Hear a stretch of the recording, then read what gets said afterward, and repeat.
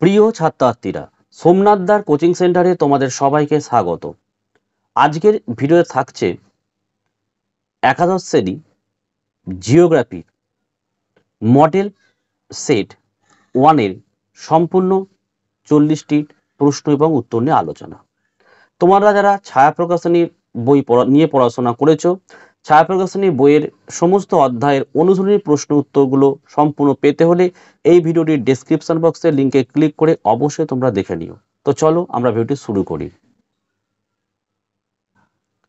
তো 1 নম্বরের প্রশ্ন দেখো, জিওগ্রাফি শব্দটি সর্বপ্রথম ব্যবহার করেন এক গ্রিক পণ্ডিত, যার নাম হলো অপশন সি লিখবে, ইরাটোস্থেনিস।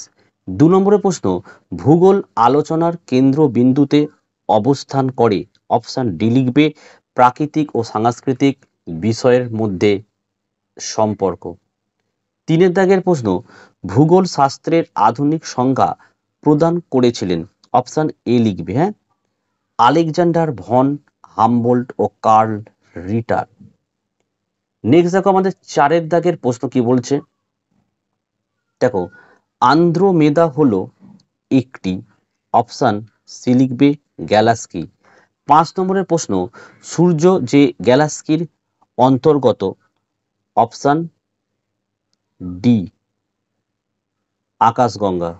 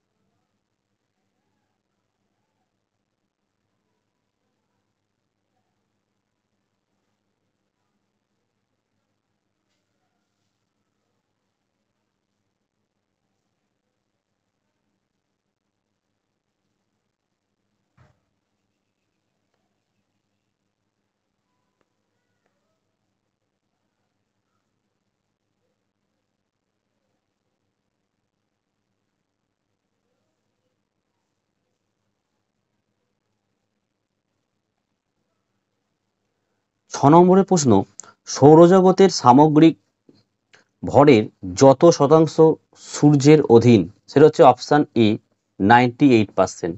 7 প্রশ্ন, ভূ অভ্যন্তরের তাপমাত্রা বৃদ্ধির গড় হার, অপশন সি লিখবে, প্রতি 32 মিটার গভীরতায় 1 ডিগ্রি সেলসিয়াস।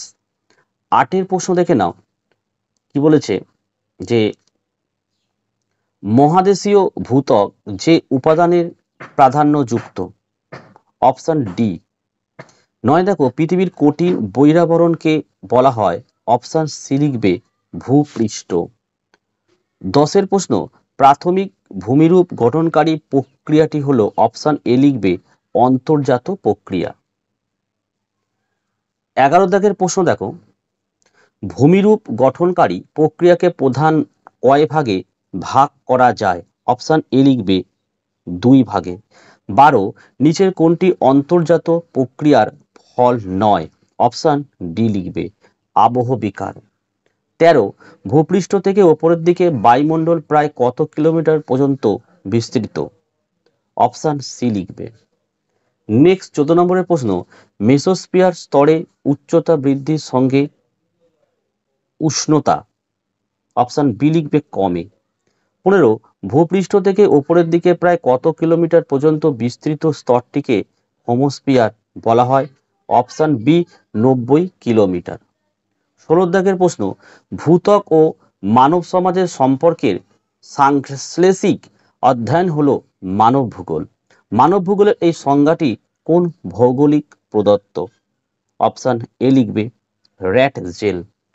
17 দাগের প্রশ্ন, নব্য নিয়ন্ত্রণবাদ কথাটি কে ব্যবহার করেছিলেন, অপশন ডি লিখবে, গ্রিফিথ টেলর। 18 দাগের প্রশ্ন, এদের কোনটি সমাজবিজ্ঞানের শাখা নয়, অপশন ডি সামরিক ভূগোল। 19 ভূগোল শাস্ত্রের যে শাখায় মানুষের অর্থনৈতিক ক্রিয়াকলাপ ও প্রাকৃতিক পরিবেশের পারস্পরিক সম্পর্ক আলোচনা করা হয় সেই শাস্ত্রকে বলা হয়। এটার উত্তর তোমরা লিখবে অপশন বি হবে অর্থনৈতিক ভূগোল। 20 দাগের প্রশ্ন দেখো, অর্থনৈতিক কাজের বিবর্তনে মানুষের অর্থনৈতিক কার্যাবলী শুরু হয়। অপশন এ উদ্ভিদ প্রাণীর গ্রাহস্থকরণ পর্যায়ে। 21 দাগের প্রশ্ন, অর্থনৈতিক ভূগোল মানুষের বিভিন্ন অর্থনৈতিক ক্রিয়াকলাপের উপর পরিবেশের প্রভাব আলোচনা করা হয়। এ কথা বলেন অপশন সি লিখবে জিমারম্যান। 22 দাগের প্রশ্ন, পশুপালন কোন স্তরের অর্থনৈতিক কাজ? অপশন এ লিখবে প্রথম।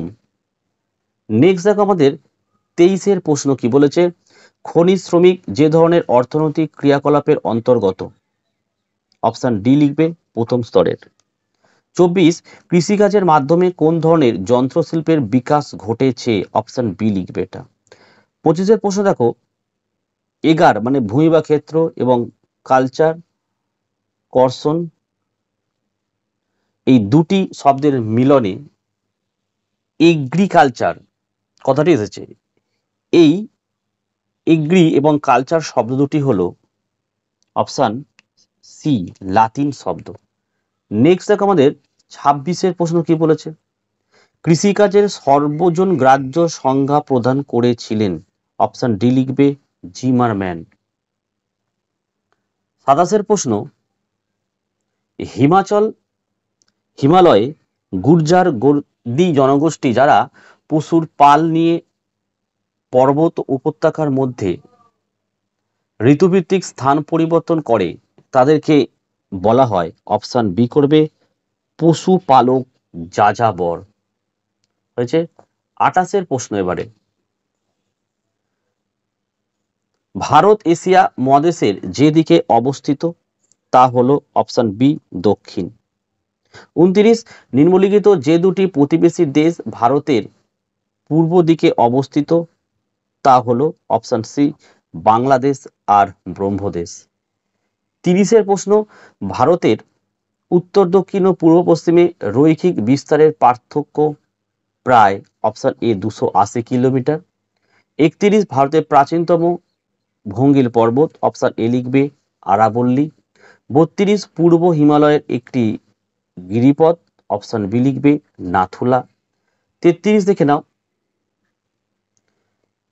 33 হচ্ছে বসুধার ধবল শীর্ষ নামে পরিচিত, অপশন এ কারাকোরাম। 34 উত্তর ও দক্ষিণ ভারতের মধ্যে জলবিভাজিকা হলো, অপশন বি লিখবে বিন্ধ্য পর্বত। 35 অলোকনন্দা নদী কোথায় গঙ্গার সঙ্গে মিশেছে? অপশন বি লিখবে দেবপ্রয়াগ। ঠিক আছে, তো এই ছিল আজকের তোমাদের মডেল সেট 1 এর প্রশ্ন উত্তর। ভিডিও কেমন লাগছে অবশ্যই কমেন্ট করে জানিও। ভালো লাগে একটি লাইক করো এবং চ্যানেলে নতুন হলে চ্যানেলটিকে সাবস্ক্রাইব করো, পাশে থাকা বেল আইকন প্রেস করে অল নোটিফিকেশনটাকে অবশ্যই অন করো, যাতে আমি যখনই কোনো ভিডিও আপলোড করব সবার প্রথম যেন তোমার কাছে পৌঁছে যায়। তো আজকের ভিডিও আমি এখানেই শেষ করলাম। তোমরা প্রত্যেকে ভালো থেকো এবং সুস্থ থেকো।